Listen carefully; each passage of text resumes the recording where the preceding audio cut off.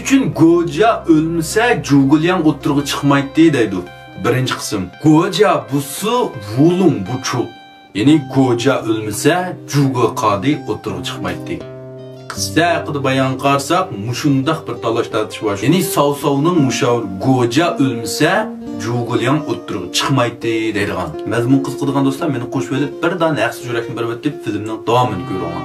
Mana bu qissa haqida bayondagi eng muhim temalarning birisi nurg'ullarga bu ishbachalik haqida qissada Zhuge Liang eng katta donishmand, eng aqlli xil desak, voy u undaq emas, Goja degan uningdan yomon, Goja uningdan aqlli deydi.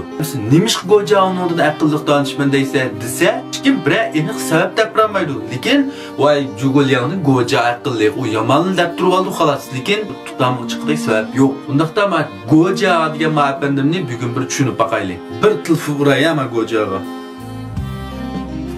Qarsak Cao Caoning donishmandlari ichida Shunyu, Goja, Chengyu, Sima qatorliqlarni hammamiz bilamiz, eng katta donishmandlar qatori tizildi. Goja kichik nomi Fengshao, Yinquanlik, Sharq Han sulolasining oxirgi davrida yashab o'tgan. Goja yosh vaqtida mana shu qalamga ilm hikmatga erishman bo'lib, har qaysi lashkariy dasturlarni, ilm hikmatlarni yaxshi o'rgangan. Kichigidilla ko'nglida bir buyuk maqsad bo'lib, cho'ng ishlarni qilishni orzu qildi. Hamda mana shu ishbachchilikning dastlabki vaqtlar qarsak, jonni birlikka keltirish ehtimoli eng cho'ngi kim u?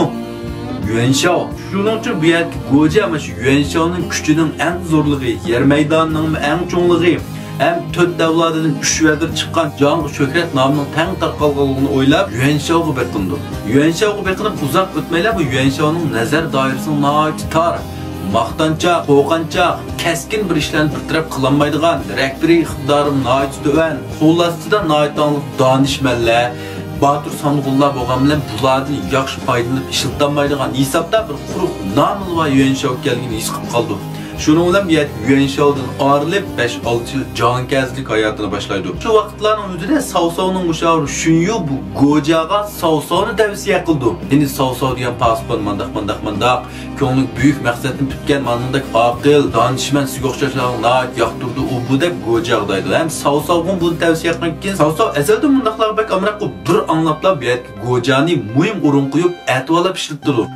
Izzat, hurmat bilan taklif qildi buni. Goja Cao Caoning turib uzoq o'tmaylar o'zining harbiy taktika, rangvozlik, iqtidorining yuqorligi, yiroqni ko'ranligi, donishmandligi, oldin qilgan hukmning to'g'riligidan shuning bilan Cao Cao buyuk ishlarni qilish uchun Goja tayanmış bo'lmaydiganligini bilib, buni texim atvolab muhim bilib ishlatdi. Miladiya 197-yili Cao Cao Yuanshao bilan tunji qatim tutishib qolmoqchi bo'lgan vaqtning o'zida bu yer Goja o'tirib chiqib, dangliq bo'lgan 10 g'olibiyat, 10 mag'lubiyat tadbirini o'tirib qo'ydi. Ya'ni Cao Caoning munu jihatdagi 10 ortiqchiligi, Yuanshaoning mandaq 10 jihatdagi kamchilik tufaylidan Cao Cao g'alaba qildi, Yuanshao mag'lub bo'ldi debla oldin hukm qila oladi.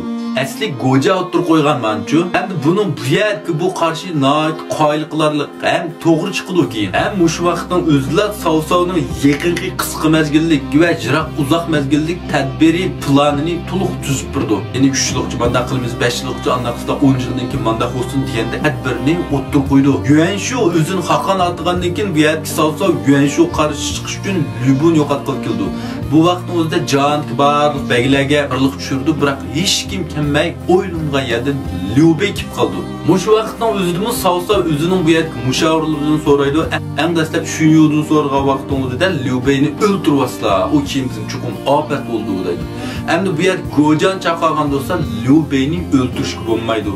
Butkul jon ahli Liubeyning baturligi, aqan avlod ekanligi, odil, mehribon zot ekanligini bildi. Endi bu xan haqonligiga yordam qilish uchun oldirga kelib bu yerga kelsa, biz uni o'ldirib olsak, butkul xalq avomi norozi chiqdi, bizga la'nat o'qiydi, keyin ishlarimizga ta'sir etadi deb o'ltamaslikni, lekin qattiq cheklab turishni mush vaqtda o'tirib qo'ydi.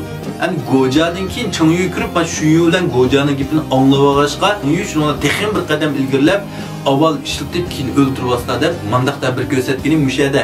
Jogren kıyi yong kış yiding yav fan deganni Goja mushu vaqtda tunji o'tirib qo'ygan.